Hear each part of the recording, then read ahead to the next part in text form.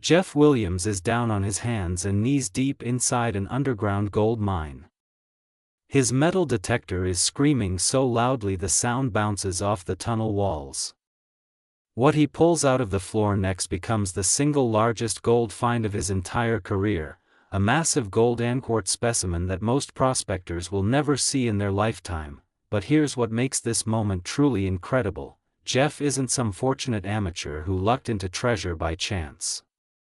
He's a certified geologist with more than 40 years of professional experience who spent 7 grueling years digging this tunnel entirely by hand, all to prove a geological theory that almost everyone else dismissed as crazy. What we're doing is, believe it or not, we're digging for gold.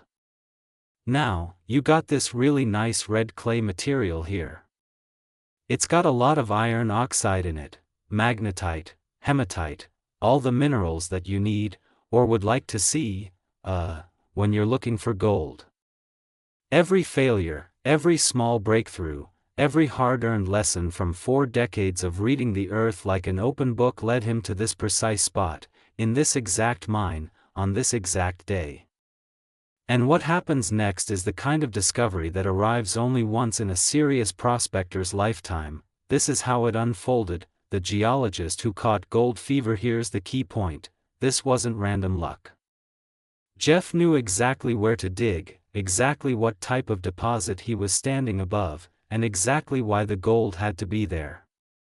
He had spent decades mastering how to interpret the earth the same way most people read a textbook, and every chapter of that education, from earning his formal geology certification to spending 7 brutal years hand-digging a tunnel, brought him to this moment: underground gold fever, baby. That's what Jeff shouts the instant the specimen comes free: I can see some gold, too. Oh, there's a big one. And there's a big one. Can you see that? Huh.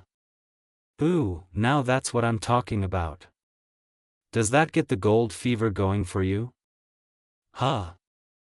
Slim, his wife and longtime prospecting partner, can hardly contain herself. Oh my God, Jeff. Look at the size of that thing. But to grasp why this moment hits so differently from just another gold find on YouTube, you need to understand what drove Jeff Williams into this mine in the first place, because this story really begins 30 years earlier, 3,000 miles away in Alaska. In 1995, Jeff Williams traveled to Alaska and tried panning for gold for the very first time.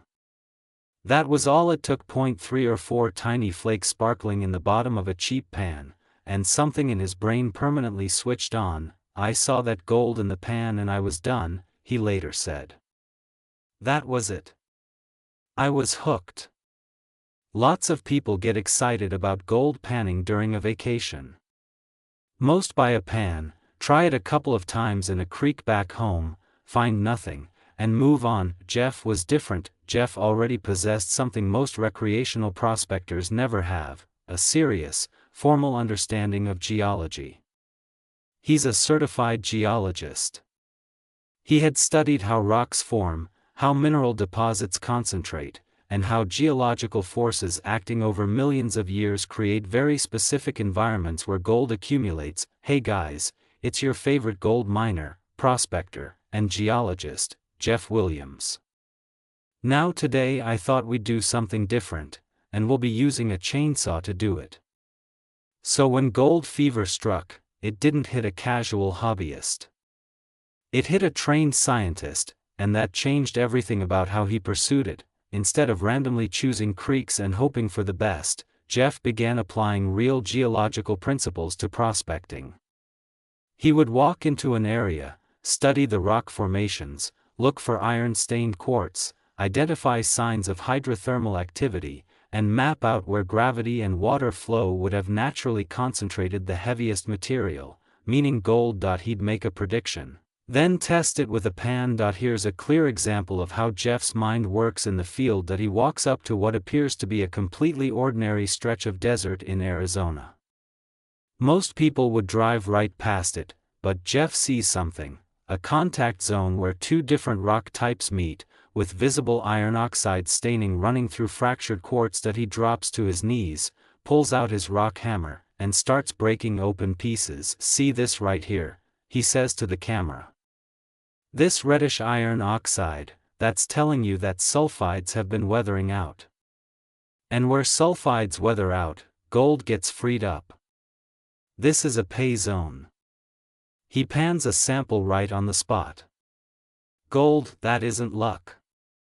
That's a man who speaks the language of the earth and uses it to locate treasure, teaching the world to find gold." And here's what truly sets Jeff apart from nearly every other prospector on the planet: he doesn't keep the knowledge to himself.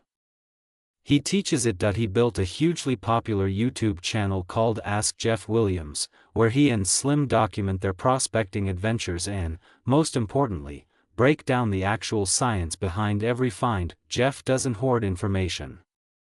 He shares it freely, video after video, showing everyday people how to read landscapes, identify mineralized zones, and understand exactly why gold settles where it does. Think about what he actually teaches. Gold is 19.3 times heavier than water, roughly 3 times heavier than iron.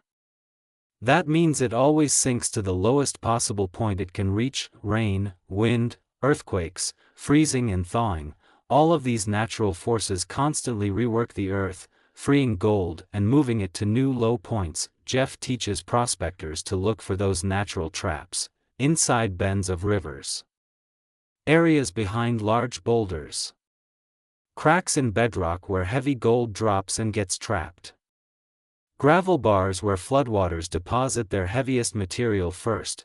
But Jeff goes far beyond classic creek panning. He's equally effective in the desert. He explains that desert placer gold behaves completely differently from river placer gold. Intermittent flash floods don't sort gravels the same way a steady river does. Look for any signs of float, which is the small pieces of quartz that are going to be broke off of a host vein somewhere. If you can find these tributaries, sample them. See if you can find them. Now, just because you don't find anything down at the bottom of a tributary doesn't mean anything, there's not up further. So I want you to take a look at that, too. Desert gold is erratic and unpredictable. It can appear in arroyos, on hillsides, even on top of mesas. You've got to throw the textbook rules out the window in the desert, Jeff tells his audience. Out here, the gold doesn't play by the same rules. He also co-authored a book titled Where to Find Gold, distilling decades of hands-on fieldwork into a clear guide for anyone willing to learn. Me and Slim wrote a book, Where to Find Gold by Jeff and Slim. Everything I'm covering today is inside of this book and more. And it's got really easy to understand graphics. That way when you guys look at it, you'll see the cartoons we've drawn, you'll understand a lot easier. So if you get a chance, get this book. But his real classroom has always been the channel, hundreds of episodes covering metal detecting, dredging, dry washing, sluice box operations, and underground hard rock mining, all filmed on location across Arizona and Nevada. On his mining claims in the Lost Basin Range near Meadview, Arizona, a historically productive area sometimes called the King Tut Placers, Jeff created a living laboratory where every geological theory gets tested in real dirt. 7 years in the dark, and then there's the tunnel. 7 years. That's how long Jeff spent underground, hand digging through solid rock, chasing a geological hunch that most people would have abandoned after 6 months. The project began when Jeff identified a mineralized zone, a section of ground where his training told him gold should be concentrated, not on the surface, but deep, locked inside the rock or resting in ancient gravels untouched since the earth placed them there. The only way to reach it was to go in. So Jeff started digging. Months feel like progress at first. The rock cooperates. The tunnel advances foot by foot. Jeff documents everything on camera, the drilling, the mucking, the shoring of walls. We're getting closer, boys, he tells the audience. I can feel it. Then the ground changes. The rock turns harder.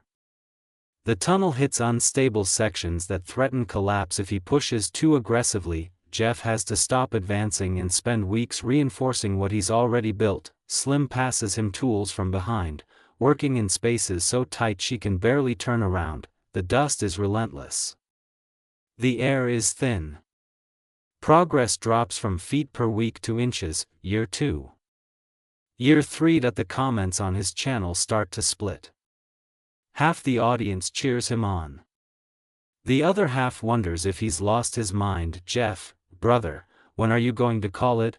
One viewer writes. Jeff's answer is pure Jeff, when I step on gold, that's when I stop digging. But underground mining isn't only physically punishing. It's psychologically brutal. Every day Jeff drives out to the tunnel, he's placing a bet. He's betting his geological reading is correct. That the mineralized zone he identified is real.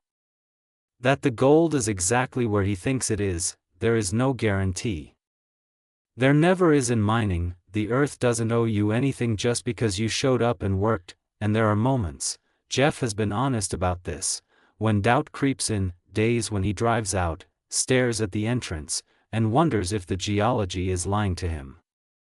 Days when the physical toll hits harder than usual. Now, in the 7.5 years that we've been mining this drift mine, we've pulled out not ounces, but pounds of gold.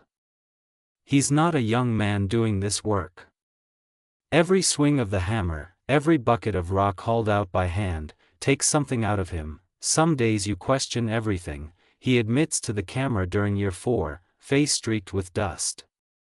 You wonder if maybe you read it wrong, maybe the deposit pinched out, maybe you're 10 feet off and you'll never find it. But then you look at the rock, and the rock doesn't lie. The signs are there. So you keep going. Year 5, something shifts. Jeff breaks through into a section where the rock suddenly shows exactly what his training predicted: visible mineralization, the kind of signs that tell a geologist the gold is close. Quartz veins with iron staining. Sulfide minerals oxidizing at the surface. This is it, he whispers to the camera. This is what I've been looking for. 5 years of digging, and there it is. He keeps going. Year 6. Year 7. The tunnel grows deeper. The samples get richer. Jeff starts crushing rock samples right there underground with a mortar and pestle, screening the material through a fine mesh classifier and panning it on the spot. Specks of gold in the pan, then flakes, then bigger flakes. The deposit is real. The hunch was correct, and somewhere in the middle of year 7, Jeff finds what he came for: high-grade material that validates every single day he spent underground. 7 years of sweat, dust, doubt, and aching muscles, and the earth finally gives up its secret. But the tunnel wasn't just about what Jeff pulled out of the ground. It was about what the tunnel taught him. 7 years of underground work gave Jeff an intimate, first-hand understanding of how gold deposits behave beneath the surface, how alluvial deposits form when gold is freed from its original hard rock source but doesn't travel far, how placer gold accumulates in underground gravels, how ancient waterways concentrate heavy minerals into pay zones that can sit untouched for thousands of years. He learned to read underground geology the same way he reads surface geology, by looking at the rock, trusting the science, and having the patience to let the earth tell its story. And that knowledge, every single lesson from those 7 years in the dark, is exactly what led him to his biggest discovery. The biggest gold discovery. Now we return to the mine, and now you understand what you're really watching. Jeff doesn't just walk into this underground mine on a whim. He studies it first. He examines the old workings, the tunnels the original miners carved out decades or even a century ago, and he recognizes signs of an alluvial gold deposit, a formation where gold has been freed from its original hard rock source but hasn't traveled far. It's sitting right there in the gravels and sediments on the mine floor, this round river rock. Oh, isn't that looking good? And you can see all the bedding planes in there for where all this has been laid down thousands upon thousands of years ago. Big rocks, big gold. Little rocks, little gold.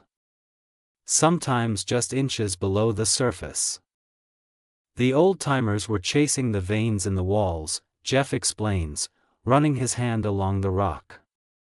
They were after the lode, but they were walking right over the placer the whole time. The gold was under their feet, and they never even knew it. This is the insight that changes everything. Jeff realizes the floor of the mine, the ground the original miners walked on, hauled their carts over, ignored completely, is actually sitting on top of concentrated placer gold. Alluvial deposits that have been accumulating silently for thousands of years, protected from erosion by the mine itself. So he brings in his mine lab Gold Monster 1000, underground, into the darkness where almost no one metal detects, because almost no one thinks to look down when they're already inside a gold mine. This is the move that changes everything. Jeff knows alluvial deposits accumulate right near their source.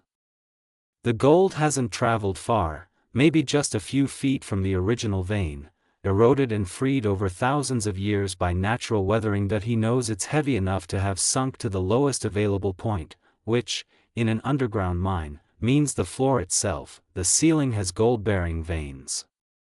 The walls have gold-bearing veins. And gravity has been pulling freed gold downward since before the miners ever showed up. The detector fires up, and immediately starts chattering. Signals everywhere. Jeff adjusts the sensitivity and begins sweeping methodically across the floor, isolating the strongest targets. He marks the hot spots with rocks, working his way through the tunnel like a surgeon mapping an operation before making the first cut. Then he finds a spot where the signal is so loud the machine practically overloads. A screaming, solid target that Jeff estimates is sitting just inches below the gravel surface that he marks. It drops to his knees, and starts digging with his hands into the loose gravels. The camera catches the moment, his headlamp bobbing in the darkness, dust billowing around him, his breathing getting faster. Come on, he mutters, pulling handfuls of dirt aside. There's something big down here. I can feel the weight of it. And then there it is. A golden quartz specimen, chunky, heavy, streaked with the unmistakable butter yellow of native gold locked into white quartz and iron oxide. Jeff lifts it into the beam of his headlamp, and for a second he just stares, turning it over in his hands. His fingers are shaking. Then that grin breaks across his face, the same grin you see in every one of his videos, except this time it's bigger. Are you kidding me right now? He yells, voice echoing off the tunnel walls. Slim, get over here. Look at this. Slim scrambles over, takes one look, and grabs his arm. Jeff, that's the biggest one. That's the biggest one we've ever found. She's right. This specimen, a monster piece of gold-bearing quartz and iron pulled from an alluvial deposit in the floor of an underground mine, is the single largest gold discovery Jeff has ever documented in his career. Look at the size of that thing. It's a monster. It's a monster. All right. Well, I'm going to keep on helping her dig this out and muck this out. And then we're going to run this stuff through a wash plant and see what comes out. If we find any more gold, put up a snapshot later on the end of this video. His known finds include a notable 10.2-gram nugget found metal detecting in Arizona and many other impressive specimens recovered over the years, but this one eclipses them all. Jeff sits back on the tunnel floor, holding the specimen against his chest, laughing. 40 years, he says to the camera. 40 years of studying rocks, and it all comes down to this. You know what I'm going to say, right? Gold fever, baby. He pans the surrounding gravels from the same spot. The pan comes back absolutely loaded, his biggest pan of gold ever found underground, thick with flakes and small nuggets that had been sitting untouched beneath the mine floor for centuries. Jeff stares at the pan under his headlamp, turning it slowly, watching the gold settle to the bottom in a thick crescent that glints even in the dim underground light. Look at that, he says, voice dropping almost to a whisper. Now that's not just a nugget. That's an entire pay zone. There could be more down here. A lot more. Slim takes the pan and looks at it herself. She's been prospecting alongside Jeff for nearly 2 decades, through every success and every disappointment. She's hauled buckets, worked the sluice, sweated through Arizona summers, and frozen through Nevada winters. She knows what gold looks like, and she knows what a once-in-a-lifetime find looks like. Jeff, we've never had a pan like this, she says quietly. Not in all the years we've been doing this. And she's not wrong. Throughout his career, Jeff has pulled impressive gold from dozens of locations, including a notable 10.2-gram nugget found metal detecting in the Arizona desert, monster gold and quartz specimens from alluvial deposits, and countless loaded pans from surface operations. But this underground find, this combination of the specimen and the loaded pan from a single spot in the mine floor, represents the culmination of everything he's ever learned. This is not a man who got lucky. This is a certified geologist who combined formal training with decades of brutal fieldwork, including 7 years digging a tunnel by hand, to develop an understanding of underground gold deposits that very few people in the world possess. He read the geology. He identified the deposit type. He brought the right tool into an environment where nobody else thought to use it, and the earth gave up its treasure. What comes next? Jeff still prospects. He and Slim are still out there hitting their claims in Arizona's Lost Basin Range, teaching geology to their growing community. I'm going to teach you the stratigraphy of this down here so you understand the different layers and why they're there.